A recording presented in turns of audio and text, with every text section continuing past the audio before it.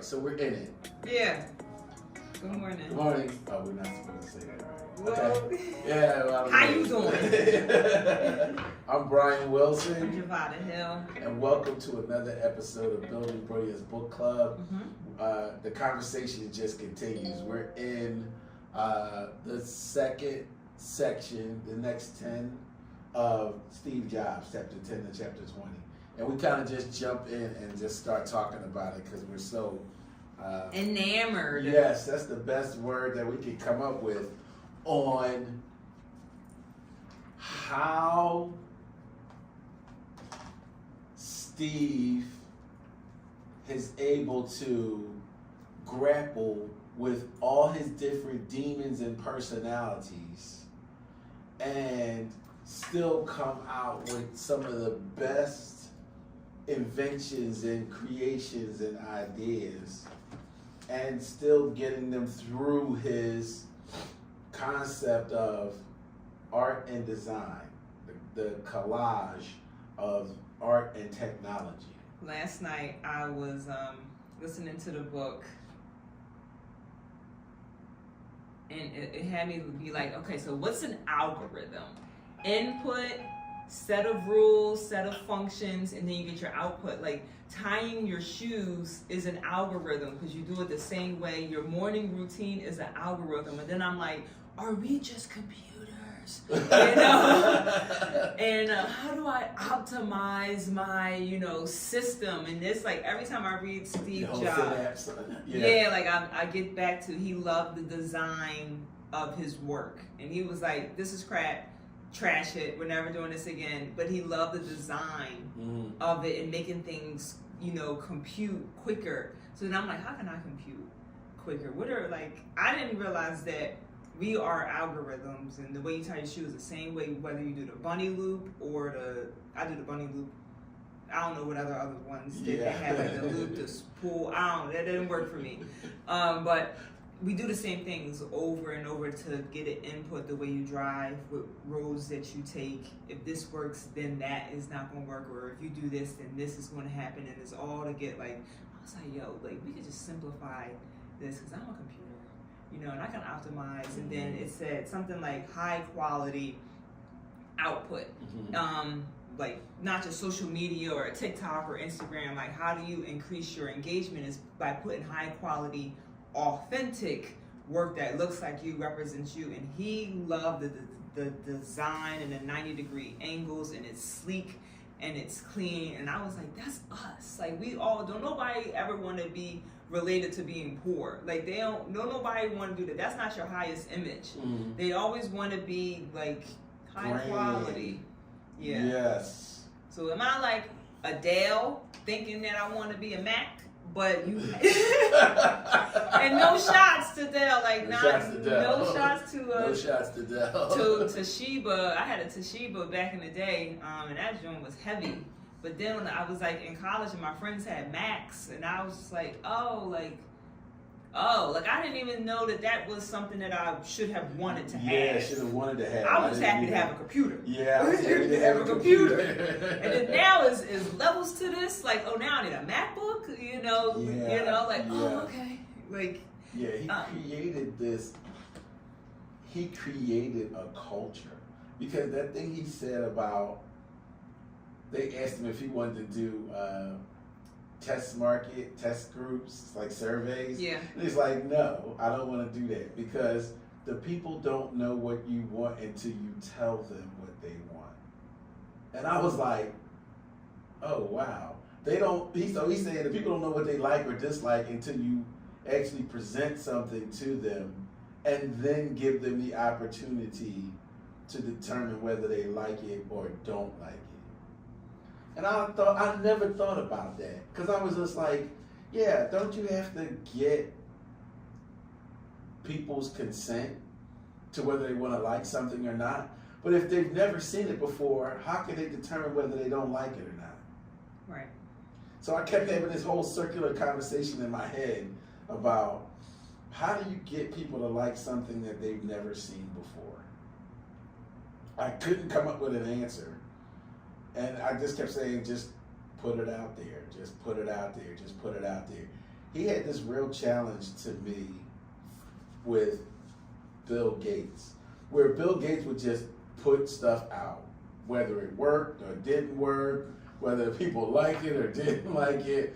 He kind of just put it out there. This is my perception, but he seemed to just like put things out there, and then let the market tell you whether they liked it or not, what they didn't like about it, and how to make it better. Whereas Steve was like, I'm going to make it perfect first, and then I'll give it to you. And I was like, okay.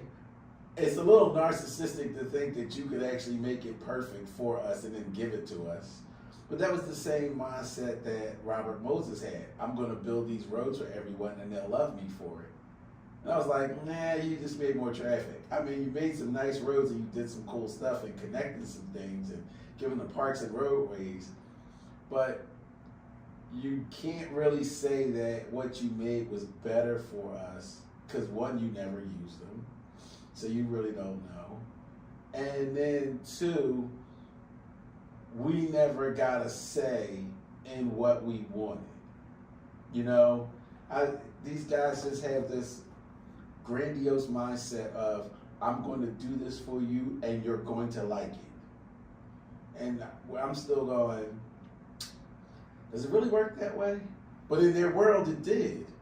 You know, he could come up, it seems like he could just imagine things. And then he had an army of people to go, okay, this is what I just imagined, go make this. And this is how it's supposed to look. And they were like, well, but it's gotta work. They were like, I don't care about work, it's gotta look like this. And I'm going, well, at some point, this is what I imagine a conversation is like between an architect and an engineer. I think it's just steady turmoil and frustration because the architect says, this is what it's supposed to look like, that building. And then the engineer goes, well, this doesn't work, that doesn't work.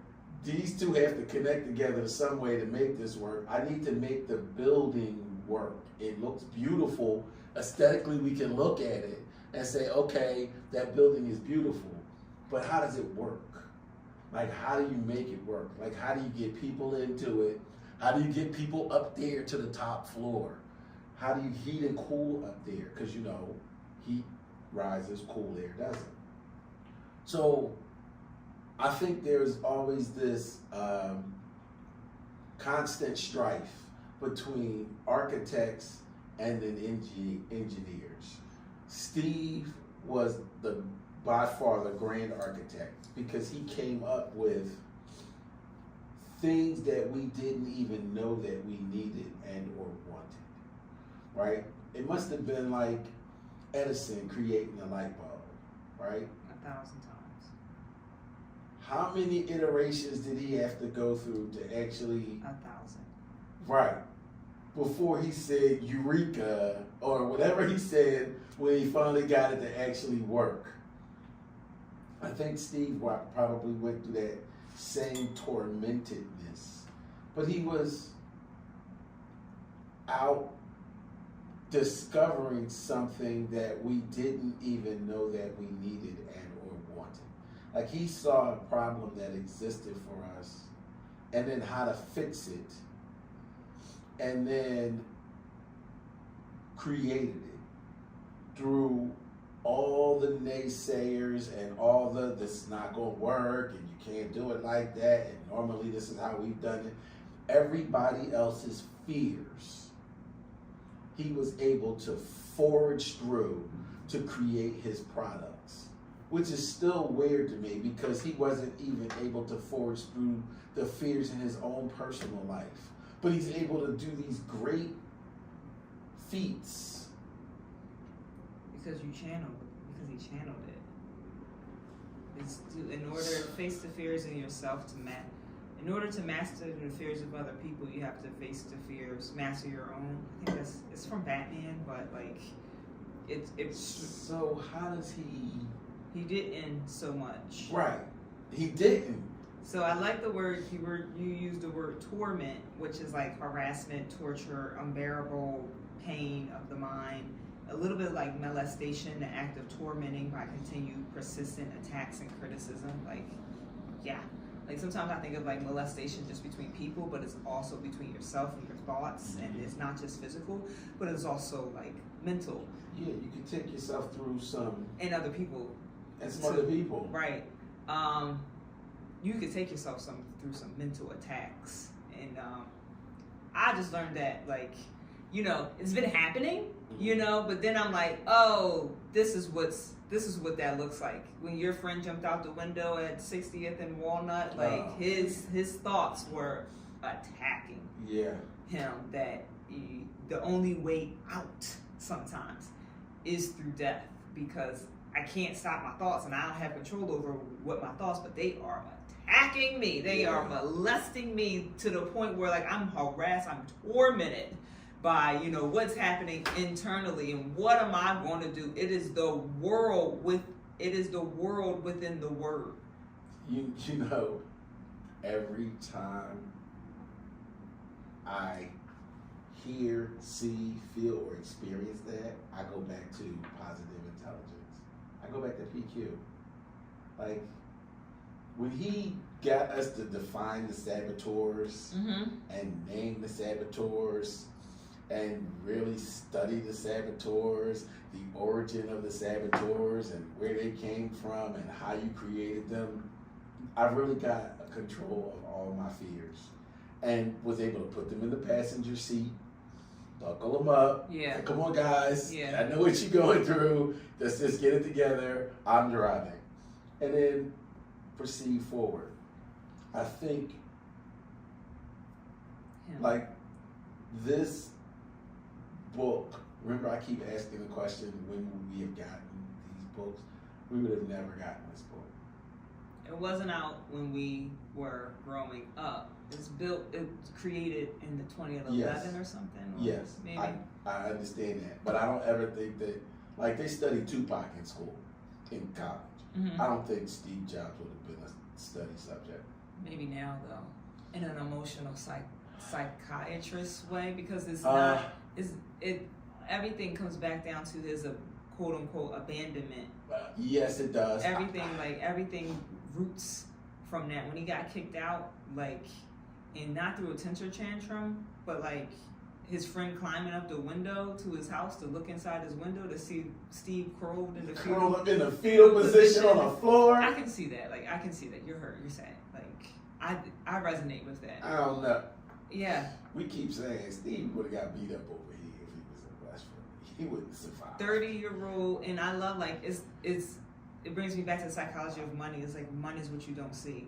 Like, he said and I love that they put Walter Isaacson puts in the book his unfinished house, his unfurnished house. Yeah. Like, you have to say that so many times. We get it that Steve's money, like, you're like trying to prove a point that his house unfinished. He don't have no clothes on. He don't walk. Yeah. He don't wash. Yeah. Yeah. Right. We taking orders from people in blue jeans and sneakers. Yeah, like, he walking around with no shoes and socks on. But he had his money was tied up in. He was like, what, a billionaire at like 30, but it was all in stocks. Like, it's not like you can hold that money unless you sell it. It's like you don't see the money.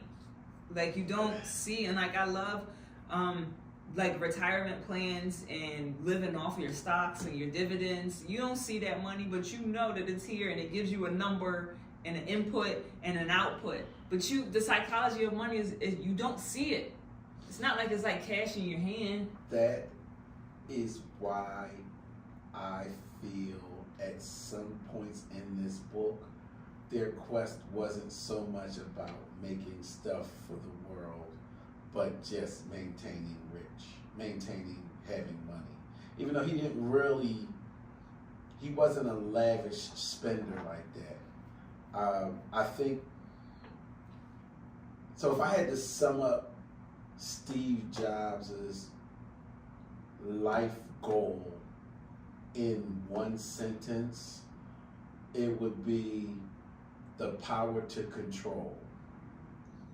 He was more so adamant about controlling his environment, I think, more so than creating something. I think the concept of creating something for the world and that whole thing he kept saying about changing the world, really, I think he needed to focus on changing himself, changing from within. And that, I think he was masking that through his efforts to change the world. Like, if he had put so much effort in on himself as he did on the world, I think he would have had a better relationship with his daughter. And in his own physical self. And his own self. Well, you always gotta start with the self. Every book that we've read says the same thing. You control yourself, you control your emotions, you get control of your thoughts, you get control of your habits, and you live a much better life. It's just written, you know? I think he skated past all of those books. I don't know what his love and attraction was when he went to India. Is that where he went? Mm-hmm. I don't know what he found when he went there. I don't think the drugs helped him at all in any way, shape, or form, except aside from the fact of his creative lust. That's really what it was. It was a lust for creativity. Because I don't really think it was his desire for art. Because even if that was the case, you could have expended that kind of energy in making your house beautiful, you know, and making artistic things for your family and your kids. You ain't even want to give the kids nothing. Your bed was on the floor. I mean, and you got money. So the things that we look at, how money could enhance or even change our lives or the lives of people around us, I don't think he saw it from that perspective. I don't even think he really looked at it from that perspective of, let me enhance the people around me's life. Because there's so much he could have done, I felt he could have done for his daughter, his first daughter. He had like 3 or 4 other kids. Yes, but the first one, I don't know, you kind of covet your first, you know? And the things that he just seemed absent on purpose. Purposely absent. Yes, like that whole thing about going over to see the mom and spending time with the mom and not even checking on the daughter. I was like, what did you go over there for? I'm not like trying to like justify him or unjust, but I was about to say he was also, not that this matters and it makes a difference, but he was also like 24 or 23 when he like had the kid. So like, not that that matters. That age, you already know what it is like. Now, he grew up with parents, but he also knew what it was like to be tortured, to not know who your original birth parents were. He knew that torture. It doesn't make a difference. I mean, like, why would you let your daughter go through? All right, because I know I got a dad, but I don't really bang with my dad like that. Huh? So why would you continue the pattern? Sometimes I think that it's not like so conscious. You think he was consciously? Yeah, I think like being an asshole. Yeah. Can we say that? Yeah. We can say that, right? He was consciously being an asshole. And I like when they say like you talking to someone, he'll stare at you and he won't blink. It's like an intimidation thing, like yeah. I know. I would probably punched him in the nose at that. Yeah, point. the woman was like, "You can't even look at me," and then he did that death stare, and she was like, "You know what? Don't." Yeah. Like I look in your eyes and I just see a dark pit of soullessness. I was like, "Damn, lady." Seriously? Yeah. I was like, wow. Yeah. And that's a real description from somebody up close and personal. Yeah. Like, like I got the pit, like a pit of darkness. And when you said lust for creativity, like I got that because lust is the flesh is not led by the spirit. And sometimes, you could sell your soul just to be, not just to, but to be successful. But yeah. I like that that you put like a lust for creativity, because sometimes it's like self-ambitious. You're not really supposed to be too self-ambitious. Oh, I won this award. You ain't create you know, like right, which is why I keep going back to the whole I thing. I really think that was That's why I keep going. It say individual. The internet says, and you can't always believe it. The internet says individual. It also says internet. I think that's marketing. Yeah, totally. To spin the story. Yes. Because it's about that's the me. spin doctors. And I think story. like that's why he died at 56. Because like, you know, I think sometimes cancer is self like created. You know, if you're harboring on unforgiveness or bitterness, like check the root. What is the root cause of some sickness or a heart attack? Is like, not that I'm saying this is for everybody, but like, right. are you hard-hearted? Are you stiff-necked? Are you like, you know, you hold grievances towards everybody, and now you got a heart attack because you so mean out in the world. So mean. You was mean and you had money. So yeah, money like. You was mean and you had money. Like, you were mean on purpose to everybody that around you. Even the people that really, really admired your skill, your tenacity, your drive, your vision. Even the people that like truly loved you, you were mean to them. And so, what was that thing that says people only do what you allow them to do to you? And I think about the people that were around him on purpose. Like, they seem to love just being tortured. Because at some point I would have been like some of the other people that just said, yeah, I can't take you and I'm leaving.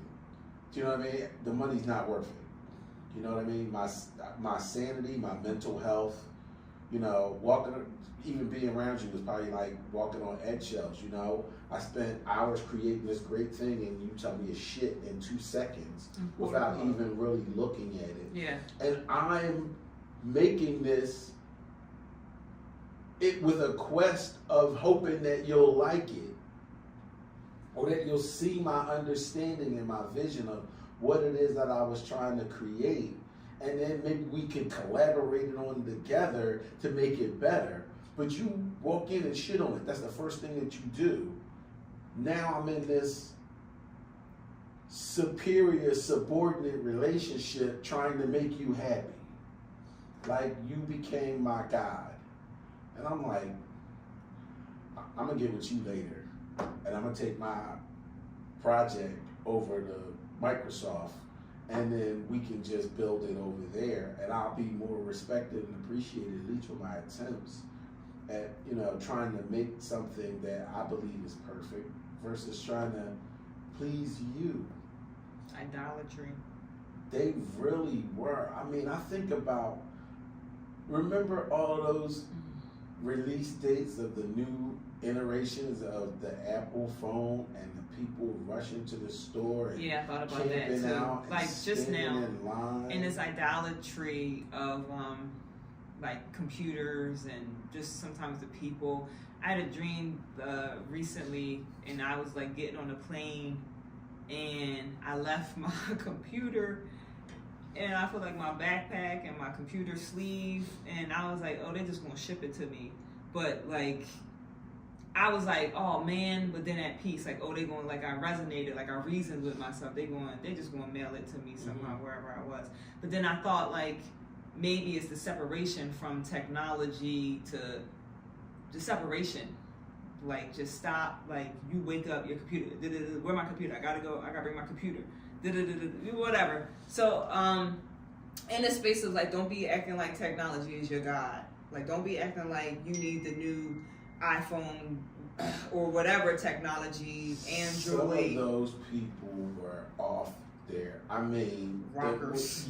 We used to see them camping out outside or the sneakers. stores. I know we're getting off, but like sneakers too. Like, we can't be there, you know, like you love the stuff of the world more so than like your internal beingness. And I'm so confused at what he was resonating towards.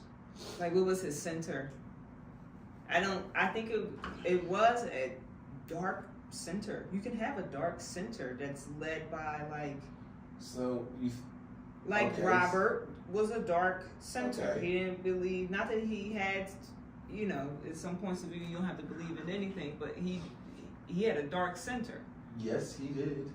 Yeah. Yes, he did. It's not led by flesh and blood, but it's like rulers of the dark worlds. It's spiritual wickedness. So you think Steve Jobs was wicked? You trapping me in a yes or no questions. I'm sorry. You know, I'm sorry.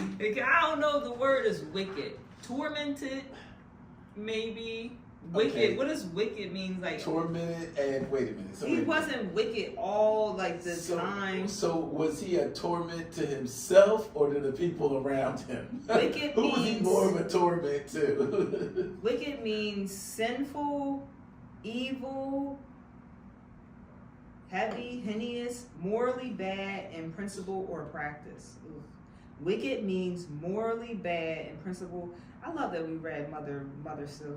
Shout out to your You love mother. that Because it brings us back to like morality. Yeah. Something like I read the other day is it really just comes back to morality. Like from your decisions, what point of view are you making the decisions from? Yeah, what's your center? Where was his center? What grounded this man? Like nothing. Yeah. Nothing. Like not all the time. Evil sometimes when like you pull the plug on somebody's work, I think that was evil. I think my heart would sink. That I would have stabbed him in the eye. And I would have had to not be I so would have been so mad at I him. saw something the other day and it was like when you create something, put it out there and let it go. Don't idolize it because then you think that it's you that's creating it. You just had a thought and you created it and then let it go because that thought wasn't you. Like succeeding against all odds, John Johnson and then Michael Jackson, or Prince was like, we gotta get up at 3 a.m. to make this because if I don't do it, it's gonna go to Michael. And I got that because we all just channels for ideas and for concepts. ideas, and then you could have that thought and then don't act on it. You could have the thought to write a book, but don't act on it. But somebody else won't act on it, and then now you mad. Right, because now you reading the book that you should have written. Right. Yes. You know something? Stop. Because I do that on listings that I lost. Like I drive by houses of listings that I lost and won't look at the house like it's not there. Oh my, yeah. That like really- I gotta like that, but like that's like what is that? Envy, like it's like mad, but it's not envy. It's like spite. Because I had that too, and I won't even look it up on the MLS. And I'm like I won't know. even look it up on the MLS. Because why you ain't go with me? Like but What like were I you can. thinking? But then I'm like, What were you thinking? Are you crazy? look at the photos. Is that a toilet? Right. I'm better than you on my worst day. Hey. Hey. What you thinking? So I drive by them like they didn't exist. Right, and then but like, what is that? Like, it's whatever it is. It's like spite or just like it's like I can't believe it. But then you tell yourself like PQ for whatever reason. For whatever reason. Right. Yes. Give thanks in trials and tribulations, whatever. Like. And stay focused on the positive. And then if that's my route, then I can get off of it so quickly. And I'm like, dismiss the thought. Like dismiss it, please. Like you can't get through. Negativity's gone. Yeah. Oh, please, I close the I door. wish you the best. Yes. Keep it pushing. Listen, keep it pushing. Let's keep it pushing. I don't know you. I know this never happened to me. This never happened to me. I don't know you. I don't even know what you're talking about. You It worker. don't even make it into my journal of today was a good day. Yeah, you don't even make it in. You worker of iniquity. I don't know you. Right.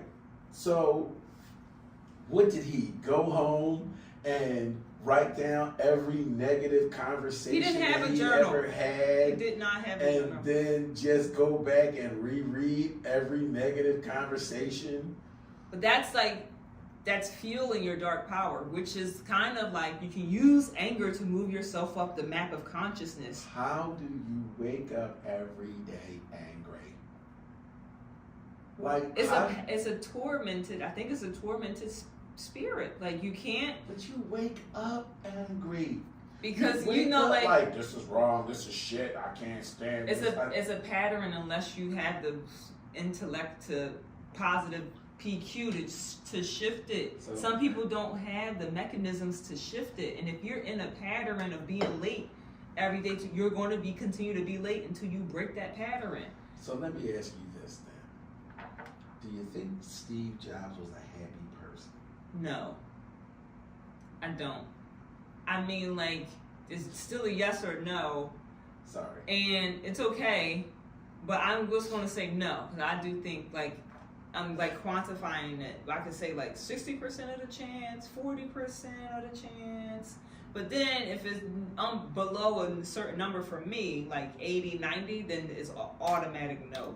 Yeah. So I can definitely, like, boom, boom. Yeah. Narrow it down. That he was just not a happy person. Yeah. You can choose to be, sometimes, not that it's difficult, I overcome happiness no matter what's happening, and it's a choice to be happy. Yes. On a sunny day or a rainy day, it's a choice to be happy. But I don't think he was even a happy person, because he didn't even really have any friends. I mean, do you think friends make you happy? Do you think friends is a record? Human connection is important. You know, I had a friend of mine say something to me, which I just looked at him cockeyed after he said it. He said to me, and we were talking, the conversation was about a girl. And he really liked this girl. But he didn't feel the need to be with her or marry her. And he said to me, like I used to be his sounding board. Mm-hmm. So I would be the person he would vent to. Yeah. And I would just stand there and just take it. Whatever he had to say, yeah. It wasn't even a dialogue. Sometimes people just want you to listen to them. Right. And he said, you know why I don't need a relationship? And I said, why? He said, because I don't need anybody else to help me relate to myself. And I just looked at him with this look of, that's not right, and that's not how relationship works. So I had to go back and like look up the word, you know what I mean? Just to understand. I was like, yeah, I don't think that's how relationships work. So I looked at bringing this all forward to Steve Jobs. I don't think Steve knew how to relate to himself, which is why nobody else really knew how to take him, which is why he didn't have a whole lot of friends. He didn't have a whole lot of people that came to his wedding. He had to piece people together for a bachelor party, and one of them was a girl who wanted to go as a guy, because she put the fake mustache on, and she was like, all right, I'm going with you guys, you know, to fill out the crowd. You ain't have enough, you don't have money, power, fame, recognition, and you can't get 5 people together to throw you a bachelor party. Yeah, I just don't think people really liked him. But then in the root, like you said, the root, I don't think he liked himself, you know? Which is why he sat in a room with no furniture. What's that about? My house looks like me. My house reflects me. Like from the front door, you say Brian.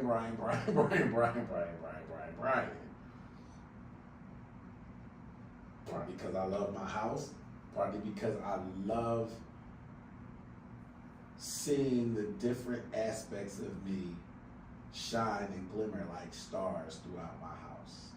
My awards, my trophies, my favorite artwork, a cat roaming around somewhere. It's, you know what I mean? There's something that I draw energy off of and from, you know?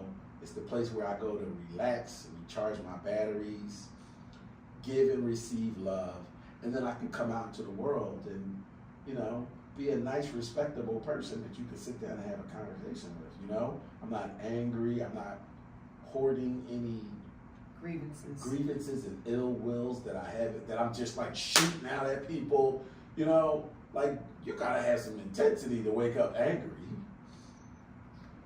Do you know what I'm saying? Yeah, it'd be like, don't go to bed angry. Don't go to bed angry or something. Right? Remember that one? Don't ever go to bed angry. Did he sleep?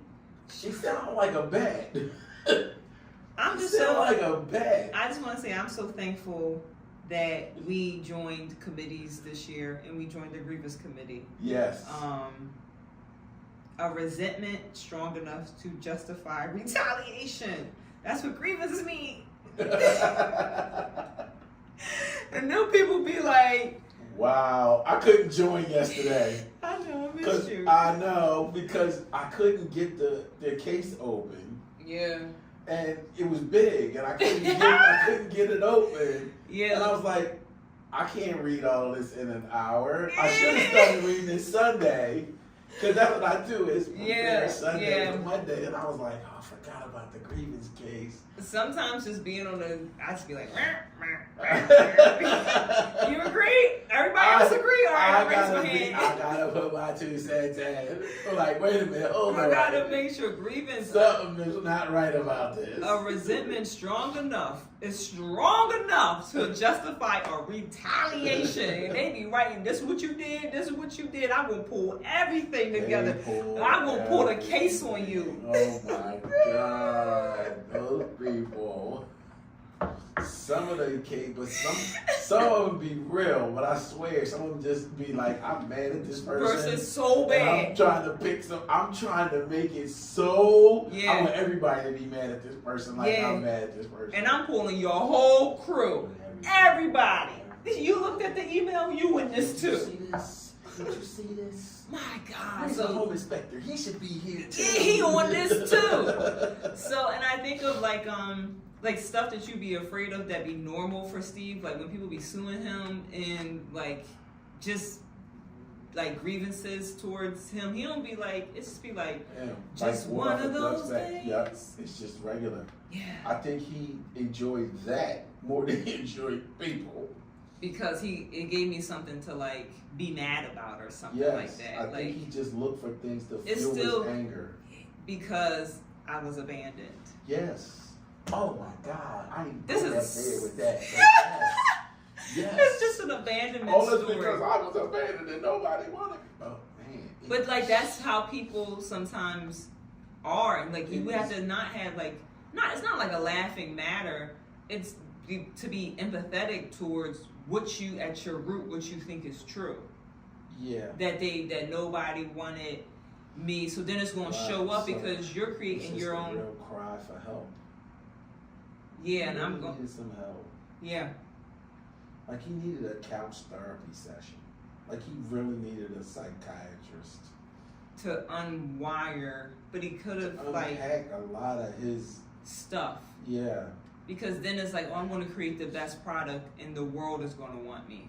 Right. But you still, you're drawing your energy from like not being wanted in the first place. Yeah, it's such a continuous. So you got this fight going on inside yourself that it's on stage for the world to see. Like we were all part of his struggle. Even the different iterations of the phone. And all the different changes, and we're changing this, and we're going to make it do this, and we're going to make it do that, and we're going, well, we liked what it did before, but if it could have done these other things, it would have been better. But none of them was, let me ask the people what they want. And he's like, I'm just going to make it, and then they'll appreciate it because it's made. And we're going, okay, I guess that's how it works. We didn't really have much of a say in this. And now Apple is a major company. I swear I keep going back to this whole concept of just a group of people got together and they wanted to be rich. And they just made something. They thought about what is the most creative thing that we can make for the world? that everybody can use, that everybody has. I swear they just sat down one day and came up with this concept that said the phone and the watch. They thought about everything that people use on a daily basis. Compute, yeah. And said, okay, well let's put all of this thing into a box. A beautiful sleek box. And then pour all the things in it that people use. Calculators. Remember? Navigation. When you were a kid, you used to see your friends that walked around with the pocket protectors and the pens. I wasn't that. Yeah, no. No, I wasn't that either. But I'm thinking about the things that people used to carry around to define their profession.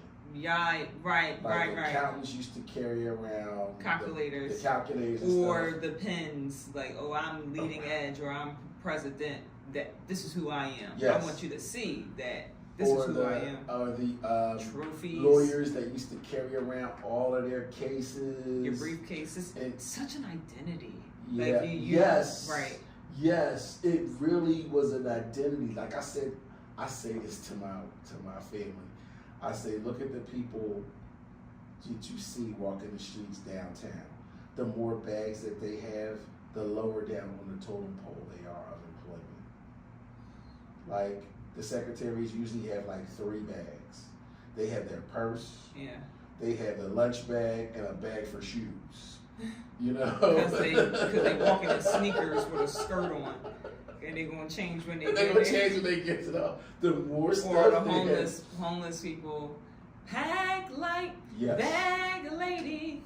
Erica Badu, I like that. More bags you had because you're supposed to be light. Let there be light. You're supposed to be light, just free. I always admired the realtors who walked the streets and didn't have anything in their hand except a cell phone.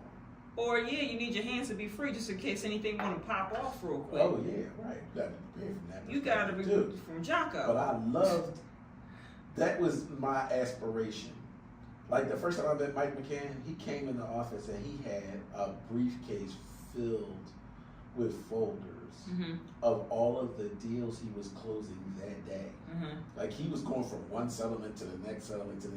But he was carrying on all. You didn't see this bag. I swear it was like falling apart. It was a leather strap briefcase, and it was busting open with folders on all the deals that he was going to settle that day. But then I look at other realtors, and all they had was a phone. I'm like, how do a realtor know you got a phone in your hand? Like, how do you get there? You know? I said, I want to be the new modern realtor where all I have is a phone. Like, I hate that I even have a bag now. And I only have it because I have to carry my laptop. But I don't even have to carry my laptop around anymore because I have a computer in my desk now. So now I can really be that hands-free. It feels weird to me to walk out the house without nothing. That's my own personal thing. I'm trying to get over that. But my how I got into this topic and whole conversation was Steve Jobs' quest to see the world as it is and then reimagine it as something else. I think that's where he was. We're all constructing our reality. We're all orchestrating the world as your own film. You know, the world is your own movie. Whatever what shows up is your own thought creations going out and coming back to you. Like, mindful of your thoughts. So then where was he then in this whole vision? Like, we already know his leadership skills suck. Like, they could have taught a class the what not to do's of Steve Jobs. Yeah. As far as leadership is concerned. Right. So let's separate the Steve Jobs leader from the Steve Jobs visionary. And then in his quest to create, what was the vision that you see that was really driving him? Impeccable design. Impeccable, sleek design. I think there was something underneath that he didn't focus on. That he don't know that it was driving him? Yes. I think there was something that was beyond that. Something that like he created that people wanted, so he could feel like he was wanted by. I think that there was a little bit of that. I think there was a quest to be loved, the quest to be seen, appreciated. And like when the blue, like the iPhone is blue, the Android is green, but they don't they're not in competition with each other, but Apple don't want them to be blue because this is our thing. Right. So like in the inclusivity, that when people feel like they got an inclusive iPhone or exclusive. Well, inclusive to people that have iPhones and exclusive to everybody else. Yeah. Because then sometimes, like socially in group chats, you'd be like, "Oh, who got the Android?" Because now all of our stuff is blue or green. Like, who got the Android? And that's when everybody was like, yeah. Yeah, no, and like that's just like societal, but like still morality. I'm right, you're wrong. But that fed into that culture of right and wrong. Separatist and separation. He was real good at making those separate demarcation lines with his family. Like how he was close to his sister. He was closer to his sister, it seemed to me, than he was to his own daughter. I keep going back to that. Yeah, because you have a daughter and you have the experience of a father, you have not a sister that you just met, and you're not. But like, man, oh man, that is the branch of the root cause. Like he went out and bought her all these clothes. There's still I get it. I'm not like denying that, and it's still like the fruit of the root. I think like that's what you're going to do if your root cause is abandonment. You're not going to like your seed because this is what happened to you. Like of course you're going to do all this other stuff because that's the fruit of the root. He could have used a therapy session. Steve Jobs could have used this book club. He could have come in here and vented to us. He has to be open to and receptive to wanting to do that. And sometimes people are like, what I got going, I know it ain't perfect, but it's working for me. Yeah. I know it ain't perfect, but how and then they get settled and safe. Yeah, and sometimes like it takes something drastic to make you change. Like it takes something like sometimes drastic to happen to make you do something differently. Do you think the cancer changed him? No, I don't think that. Like he came back. They'd be like, get your affairs in order and stuff. When but do you at that point go back and start calling people like, I did this in 1986 and I want to apologize to you now because I'm 2 days away from death and I need a clean consciousness. Right. Now you're doing it. But that's what most people do. Yeah, they wait to the end. Get your affairs together. That's a part of it. Going back and apologizing. And, you should get your make amends. Affairs in order every single day. You should. I remember I watched 2 Law and Order episodes that did the same exact thing. A man was on his deathbed, and on his deathbed he confessed to a murder. But in the murder, in murdering the guy, he took the guy's daughter and made the daughter convinced that he was her father. But he needed to come clean to let the daughter know that he killed her father, and he took her in, but he only killed her father, who was his best friend, because his best friend was getting ready to kill her mother. But he had to unburden himself with that. I think about that thing that they say about spirits. They say spirits are tortured souls. That's why they can't go on, because they're still here being tortured, and the torturedness is keeping them here. I think about that. Like Steve Jobs is probably still floating around somewhere. Like his spirit probably hasn't left because he's still tortured by his introductory to life. But like, who's he mad at? Like he wouldn't go see his dad. He made up with his mom.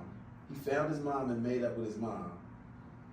But then he refused to make up with his dad. Like he refused to go see his dad and make up with his dad. Like he really set some definitive marks in the ground and said, I do this, but I don't do this. I believe this, but I don't believe that. I'm a vegan, so I'm not touching anything at all that has any earthly walking around product in it. You know, I can't bear the concept of design in my home, so I'm not going to have anything in my house to even make me remotely comfortable or make my family comfortable. Even though I've got enough money to be able to do it and can change it every year if I choose to, I choose not to. I like that torture soul. Really? Yeah. A tormented soul experience.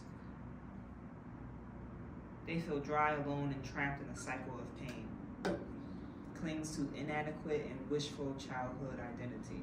I believe it.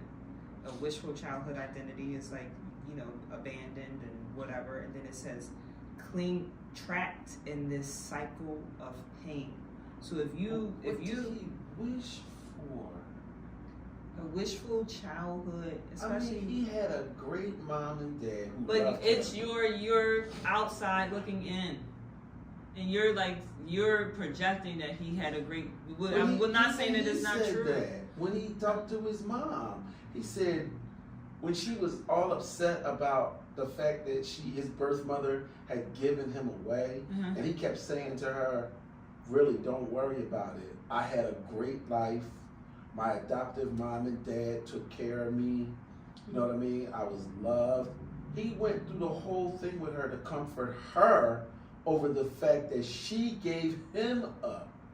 And he even said to her, I had a great childhood. I grew up well. My mom and dad took care of me. They loved me. He gave her all of that. But still, behind the scenes, you saying he was still tortured by the fact that he was abandoned? How do you justify and explain in one breath you saying I'm fine, everything's okay, but then behind the scenes you saying no, I really wasn't okay, I was really effed up by the fact that you got rid of me, and then make up with your mom but don't want to make up with your dad? Like, he didn't even want to meet his dad. But you made up with the mom. And then got real comfortable and close with your half-sister. That's why he got Scully. Remember, he got Scully because he was like, oh, Scully wants to be a father figure, so I'm going to give him that father figure, and then people internally could see what Steve was doing. And I think that relates to how he treated the dad. I only think he did that for Scully, not but for... it's a manipulative tactic. And that goes back to why he didn't want his dad, but it was like, oh, you want to fill this void of this father figure that you think that I need. I won't even talk to my own father, but I'm going to act like you can be my father because I'm going to manipulate you. But everybody else sees it, but Scully don't see it. Yeah, I think that was, he enjoyed that, the manipulation. I think that it's perfect to read this we started in November, but like being adopted is November's month, and both of your wives were adopted, you know. Yeah. And, my mom adopted boys in my teenage years, so we have experience with being with people that are adopted and some stuff. And I think that the word oppositional, like sometimes rebellious, comes up for me, and then the opposite of rebellion is submission. And what is Steve not submitting to, or within ourselves? Like, what are we not submitting to? We might love the Mother Earth, maternal Mother Earth, like the mother. Like, he was so concerned about like putting stuff out in the world, but your inner, you know, not fatherhood, but paternal, the root, the seed, is what you don't want to deal with. You don't want to even deal You want the with it. egg, but you don't want the seed. How do you do that? You can't have one without the other. You can't. But these two men, and I keep saying two men because I keep thinking about, I keep comparing the drive of Steve Jobs with the drive of Robert Moses. And I think that it's both dark. You know, not these book clubs and I think Steve lately it be really like deep. Like my heart is like how could he be like this? You know, like we're really like in an inquisitive state to really uncover what's there for him, because it's not by any chance coincidence that we're reading this book at this moment at this time, because his story relates to us and we are Steve Jobs. We love the products that we put out. Not always a perfectionist, but then how sometimes when you're speeding down the road, it's dark energy because whatever that we need to be in a hurry for something, not just for your birth of your daughter. You got all the green lights, God bless you, but then going around, I'm sidetracking, but I do want to point this, going around and looking at the person's driver's side window to like sit there and intimidate them, like, you gonna move up or you gonna pull over? Like, you gonna speed up because I'm steering you down and I dare you to look back at me because I'm gonna send you daggers. You know all the driving techniques. I learned from the best. So just looking at that and seeing how like Steve, like that's pulling the plug on somebody. Like that is kind of the same as like pulling the plug, because I'm pulling the plug on your driving skills because they are non-existent. So what I wish the thing that I wish that I would to adopt from Steve is my passion for creativity. You know, how I go about marketing and getting a home sold. Like, it just helped me to expand my creative boundaries now. It gave me liberties to expand my creative boundaries on the process of getting a home sold. Because even though it's a process, you know what I mean? It's an algorithm. It's an algorithm. Because it's a set of rules and steps. Yes. And in that set of rules and steps, I can find beauty, art, and self-expression in that ordered structure. That is the thing that I'm taking away from Steve Jobs. That's the bill. Yep. We thank you for joining us for this episode of Building Brilliance Book Club. You can find us on YouTube under Building Brilliance Book Club, Facebook under Building Brilliance Book Club. We're going to pick up and conclude with Steve Jobs. Next week. Can we conclude next week? Yeah. Okay, yeah, I think we can be done with Mr. Jobs by next week. And then surprise. Yay! Again, I'm Brian Wilson. Javada Hill. Thank you for joining us. Thank you.